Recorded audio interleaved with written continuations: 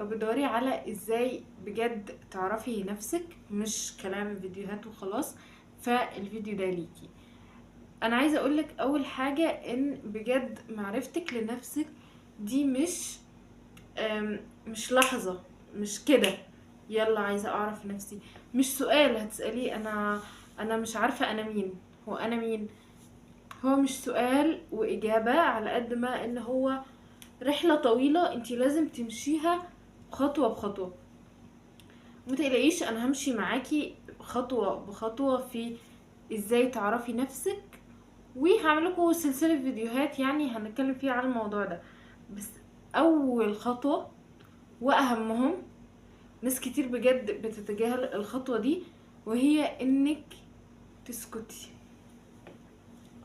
اسكتي، اقعدي كده على جنب واسكتي، ما تعمليش اي حاجه، ولا تمسكي الموبايل، ولا تتكلمي مع حد من صحابك، ولا تتكلمي مع حد من اهلك. مجرد ان انتي بس تسكتي، اقعدي مع نفسك واسكتي. طب يا راني هقعد مع نفسي وهسكت وبعدين، يعني ايه الحاجه اللي في الخطوه دي هتخليني اعرف نفسي اكتر؟ هقولك. لما تقعدي مع نفسك من غير اي ضغوطات، من غير اي حاجه، هتبداي تسالي نفسك هو انا مين. هتبداي تسالي نفسك اسئله وجوديه. بس خلينا ناخد الاسئله الوجوديه دي بعيد من الاوفر ثينكينج شويه، ونوديها في الاتجاه الصح او الاتجاه اللي احنا عايزينه، اللي هو انا مين. طيب اسألي بقى اسئلة لنفسك كتيرة، وخلي بالك ان انتي يعني في الاول هيبقى صعب عليكي. انتي ممكن تجيبي ورقة وقلم تكتبي فيها الاسئلة وتردي على نفسك، يعني زي ما انا عاملة كده. تجيبي النوت بوك بتاعك، خليكي عارفة ان كل الاسئلة هتكون عليكي صعبة جدا في الاول، بس انتي في الاول محتاجة تسألي نفسك كام سؤال. وتخلي بالك من كذا حاجة وانتي بتسألي نفسك او انتي بتعملي التمرين ده، ان انتي مش كل الاسئلة هتعرفي تجاوبيها. وما تسأليش نفسك في نفس القعدة اكتر من 3 اسئلة. ما تحاوليش، هتبقى صعبة عليكي ومجهدة وهتعقدك، وهتحسي انه ايه ده انا هوجع دماغي، او ايه ده الموضوع ده طلع صعب جدا، فهتسيبيه وتفكسي. اسألي نفسك ماكسيمم 3 اسئلة في القعدة الواحدة. وعايزة اقول لكم ان انا لما جيت امشي في المرحلة دي او الخطوة دي، لما جيت ادخلها جربت اكتب في ورق، اكتب على ورق يعني. جربت اعمل ريكورد لنفسي، بس عايزة اقول لكم ان انا في الحالتين حسيت ان انا مش مرتاحة. وحسيت ان انا مش مرتاحة لاسباب وقتها. يعني انتي شوفي الطريقة اللي هتريحك. يعني انا بقولك الطريقة ان انتي ممكن تعملي ريكورد لنفسك، ممكن تسجلي فيديو، ممكن تكتبي على ورق، وشوفي انتي ايه الطريقة اللي هتريحك فيهم واعمليها. ولو مفيش ولا طريقة من دول ريحتك، ابدأي فكري في طريقة تانية مختلفة ليكي. يعني انا لما حسيت ان انا مش مرتاحة في الورق، فبالتالي مش هبقى مرتاحة وانا بعمل فيديو وبتكلم. اوكي، فاخترعت او مش اخترعتها يعني، بس قررت ان انا مش هعمل اي حاجة غير ان انا هفكر. يعني كل الافكار اللي انا ممكن اكتبها في ورقة او على نوت بوك او على النوت بتاعة الموبايل هفكر فيها وخلاص. فكنت بقعد زي كده. وعايزه اقول لكم ان انا في الفتره دي اخدت وقت طويل جدا منعزله عن الناس، او يعني انتي ما تنعزليش، بس انا وقتها كنت محتاجه انعزل شويه. فخليكي مدركه ان انتي هتبعدي شويه عن الناس. يعني حتى الوقت اللي هتخلصي فيه التمرين وتمشي، او تطلعي من اوضتك تروحي تقعدي مع اهلك او مع اصحابك او كده، اول حاجه هتحسي نفسك مجهده. اوكي، يعني هتحسي نفسك مصدعه وان انتي عملتي مجهود ذهني جامد. اوكي، عادي هتحسي بكده، وما تكسليش عن الحاجه دي. فاختاري الطريقه اللي هتريحك، تمام. وابداي اسالي نفسك انا بحب ايه. طيب بحب ايه ممكن تشوفوها حاجة تافهة جدا، بس انتي محتاجة تجاوبي على الأسئلة البسيطة دي علشان ما تدخليش قوي في العميق. يعني مش هينفع تروحي أول سؤال تسألي نفسك ايه هو هدفك في الحياة. يعني نعم، ناس دلوقتي عندها 50 سنة لسه مش عارفة هدفها في الحياة. فما تعقديش نفسك بأسئلة عميقة جدا في الأول، لا اسألي نفسك أسئلة بسيطة. لما هتلاقي نفسك اللي هو ايه ده، لا أنا بجاوب، اللي هو ايه ده انا رد يعني، عرفت مثلا انا بحب ايه في كذا، انا بحب ايه في كذا. ابدأي اسألي نفسك الأسئلة البسيطة خالص، اللي هو مثلا ايه، انا بحب أكلة ايه مثلا، انا بحب ايه اشرب مثلا، كده. اوكي. لو حسيتي نفسك وانتي بتكتبي ان انتي في كومفورت زون، يعني انا ما بعملش حاجه، يعني مثلا لقيتي نفسك اللي هو انا عمري ما انا قمت جربت حاجه لمجرد ان دماغي قالت لي جربيها. يعني مثلا انا عايزه اقول لكم على حاجه، انا تجربتي انا الشخصيه، جيت في وقت بسأل نفسي سؤال انا بحب ايه في الاكل، جاوبت عليه. اوكي. وجيت بعدها انا عندي مشكله مع التكتشر بتاعه الموز، بحبه اوكي بس عندي مشكله مع القوام بتاعه يعني. فكل الناس بتحب الموز مع الزبادي، فجيت في مره قلت هجرب، يعني كنت جايبه زبادي وقطعت عليه موزه. اوكي. واكلتها، ساعتها انبهرت، اللي هو ايه ده، دي حلوه قوي. وانا فاكره وقتها كنت بكلم حد من صحابي فبقول لها انا محدش ليه قال لي ان الموز على الزبادي حلو قوي كده. قالت لي جمله لحد النهارده بفتكرها، قالت لي مش كل الناس او مش كل حد هيجي يقولك الحاجه الفلانيه دي حلوه، ولو حد جه وقالها لك هتبقى تجربته هو، انت ممكن تجربيها ما تعجبكيش. فانت لازم يكون عندك انت كمان الحاجه الحلوه اللي تقوليها للناس. يعني انت ما كنتيش تعرفي بس انت جربتي، انت ليه مستنيه حد يجي يقولك تجربته؟ ليه مستنيه حد يجي يقولك والله يا رانيا الموز بالزبادي تحفه؟ لا، انت اعملي تجربتك انت لوحدك. فاهمين؟ لما هتلاقي نفسك بتجربي فبتحبي، هتعرفي تكوني رأي ليكي، هتعرفي تكوني افكار، هتعرفي تاخدي وتدي مع الشخص اللي قدامك.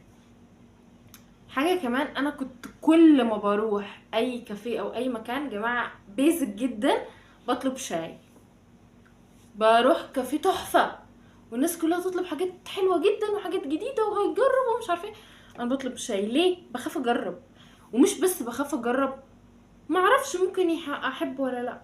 ما ما كانش عندي، يعني ما كانش عندي الصوت اللي في دماغي اللي بيقول لي شوفي يمكن تحبيها، يمكن نعرفها. ما كانش عندي الصوت اللي بيخليني اجرب حاجه لرانيا.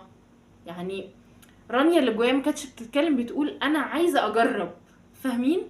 ما كانش عندها الجراءه ان هي تطلع كده. عارفين لما حد يطلع كده من وسطكم، مثلا تكونوا كلكم هتطلبوا مثلا ايس كوفي، حد يدخل من وسطكم لا انا عايزه اجرب فرابتشينو. طب يا حبيبي ما انت بتجيب معانا كل مره ايس كوفي، لا انا عايزه اجرب فرابتشينو. انا ما كنتش الشخص ده، بس بقيت كده، بقيت كل ما اروح مكان لا انا هجرب حاجه جديده. مره بطلب قهوه فرنساوي، مره بطلب فرابتشينو، مره بطلب ايس كوفي، لحد ما كونت مثلا ان انا لا مشروبي المفضل الايس كوفي. ما سكتش، بدات ادور على ايه احلى مكان بيعمل ايس كوفي. يعني بقيت كل ما اروح مكان جديد اطلب ايس كوفي عشان اعرف ايه المكان الحلو اللي في الاقصر اللي بيعمل ايس كوفي. اوكي. ده انا. انتي لازم تكوني ليكي انتي تجربة، لازم تكوني ليكي انتي رأي، لازم يكون ليكي حاجة بتحبيها. الفيديو اللي فات قلت لكم fake it till you make it، في نصيحة من النصايح. عايزة اقول لكم ان انا في وقت من الاوقات لما كنت بقعد مع نفسي كتير اكتشفت ان انا ما عنديش مغني مفضل. اوكي. رحت عملت ايه؟ اخترت اخترت فنان عشوائي، اوكي، وقلت هو ده اللي انا بحبه كده فجأة. بدأت اقول واعرف الناس كلها ان هو ده الفنان المفضل بالنسبة لي، مع ان ده كان عادي يعني، فنان يعني عادي. انا كنت حاسة كده في الاول اللي هو عادي يعني، واحد بيغني وخلاص، ما كانش هو فناني المفضل. بس كنت عايزة اعمل لنفسي الرأي وسط الناس، لان انا كنت وسط ناس او وسط اخواتي كانوا بسم الله ما شاء الله عشان هم اكبر مني، كانوا وقت ما انا لسه بكتشف نفسي كانوا كل واحد فيهم عنده رأي وعنده حياته وعنده حاجات المفضلة بالنسبة له وهكذا. فانا فضلت اقول ان هو ده الفنان المفضل بالنسبة لي لحد ما اكتشف باقي الناس او باقي المغنيين اللي هحبهم. فانا لما اخترت مغني فيك قلت ان هو ده عاجبني، بدأت دماغي تقولي طب ما في مثلا عمرو دياب برضو بيعمل اغاني حلوه جدا، طب ما ممكن يطلع هو المفضل بالنسبه لي، لحد ما كونت الفنان المفضل بالنسبه لي. انتي لازم تبدأي تعرفي كل حاجه انتي بتحبيها. يعني مثلا في كل حاجه لازم تعرفي انتي ايه اللي انتي بتحبيه.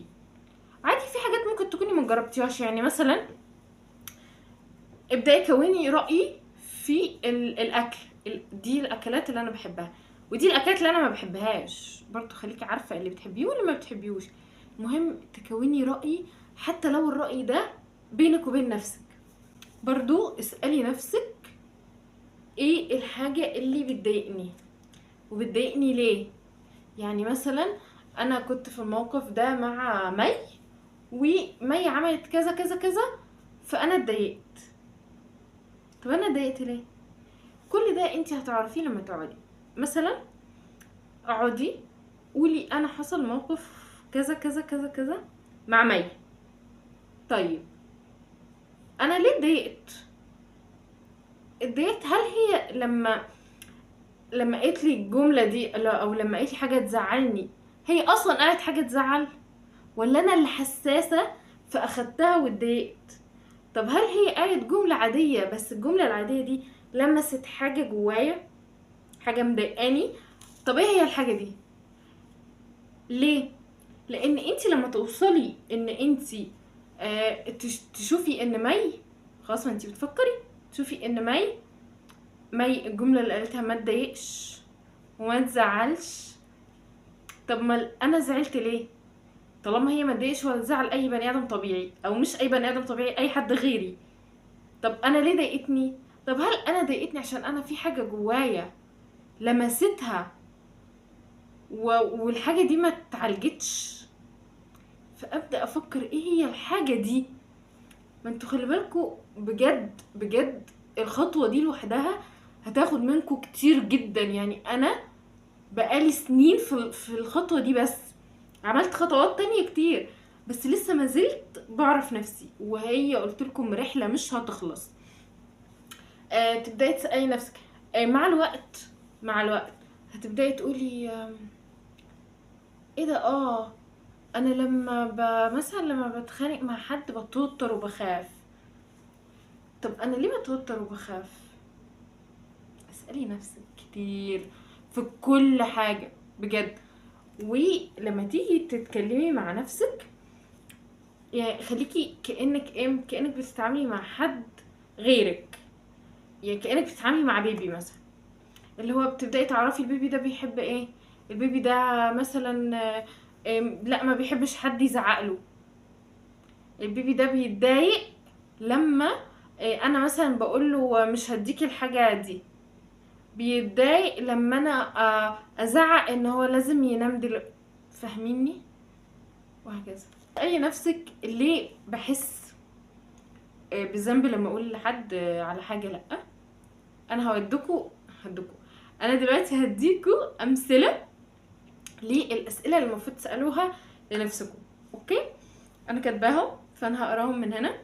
اول حاجة المفروض تسألي نفسك لو انت بتحسي بالذنب مثلا لما حد يطلب منك حاجة وتقولي له لا، اسألي نفسك ليه انا بحس بالذنب. بحس بالذنب، هل هو يعني انا بخاف ان انا اخسره؟ هل هو ممكن يسيبني اصلا لو انا قلت له لا؟ او يبعد عني او يشوف حد. فاهمين؟ اسألوا نفسكم السؤال ده. لو انت حاسة ان انت مش كفاية عموما او مش كفاية في حاجة معينة، اسألي نفسك انا ليه حاسة ان انا مش كفاية. فاهمين؟ اسألي نفسك اسألي نفسك هل انا برتاح لما بقعد مع الشخصية دي؟ هل انا مثلا الشخصية دي بتضايقني؟ طب بتضايقني ليه؟ وهل انا بكون مرتاحة معاها بس هي بتقول حاجة بتضايقني، ولا انا عامة مش مرتاحة معاها؟ فكري انا بحب الناس تعاملني ازاي، يعني الناس لما بتعاملني بالطريقة الفلانية دي انا بحب كده وبكون مرتاحة اكتر. طيب مين بيعاملني بطريقة مش حلوة او مش على هوايا؟ فاهمين؟ فكروا فيها دي.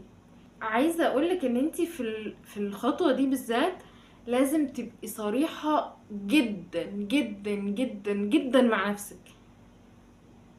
لذلك بقولك ان انتي لو هتكتبي في نوت بوك، تحافظي على ان النوت بوك دي محدش يشوفها، لان ساعات بيبقى عندنا حاجات انسكيور احنا مش عايزين حد يعرفها، فبتخافي ان انتي تكتبيها على الورق عشان محدش يقراها، فبتخبي الحاجة دي، بس انتي من غير ما تاخدي بالك انتي بتخبيها عن نفسك.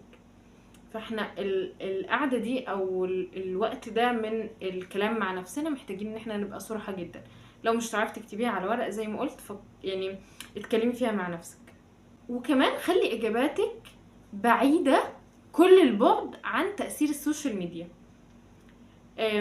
لما تسألي نفسك مثلا انا بحب حد يعاملني ازاي، السوشيال ميديا ممكن تأثر عليكي او ممكن تكون مؤثرة عليكي اصلا، ان انتي لو الشخص ده بيحبك هيجيبلك هدايا كتير، وانتي ممكن تكون لغة الحب بتاعتك اصلا حاجات تانية مش الهدايا، بس انتي ما تعرفيش. فحاولي ما تخليش السوشيال ميديا مؤثرة عليكي في الوقت ده بالذات. يعني الوقت ده لازم تكوني صريحة مع نفسك وتكوني مفيش اي حاجة مؤثرة عليكي، حتى اراء الناس التانية. فاهمين؟ انا في وقت من الاوقات قلت لكم اخواتي كانوا اكبر مني، فكان كل واحدة فيها عندها رأي معين عن مثلا اللوشنز. كانت اختي الكبيرة بتحب نوع والتانية بتحب نوع، انا رحت جبت نوع خامس اصلا هما اتنين ما يسمعوش عنه، ونوع وحش، بس انا عايزه اجرب نوع مختلف. انتوا فاهمين؟ مش عشان انا جربت بتاع دي وبتاع دي، لا، انا عشان يبقى انا عندي رأي ان اللوشن الفلاني ده وحش. انه واوقات يعني في وقت من الاوقات لما كانوا اخواتي يعافروا معايا ان لا اللوشن ده وحش، كنت بعافر ان لا حلو، علشان ايه؟ افك لنفسي ان لا انا عندي رأي، لا هو عجبني، انا بقى مختلفة. فاهمين دي؟ اخر حاجة عايزة اقولها لك، لما تيجي تتكلمي مع نفسك اتعاملي على انك بتكلمي حد تاني. يعني انا في وقت من الاوقات وصلت ان انا خلاص لما باجي اتكلم مع نفسي بنادي عليها باسمها. يعني ما بقولش مثلا ما بقولش انا ليه حسيت كده، بقول هي انت ليه حسيت كده يا رانيا. بجد يا جماعة، حتى لو مش قاعدة صفا كده وبفكر في الموضوع ده، لا، مثلا شغالة في البيت او بتحرك او بلبس او كده، رانيا انت ليه حسيتي كده، رانيا انت ليه رديتي الرد ده. مش بلوم نفسي بس بفكر وبتكلم معاها.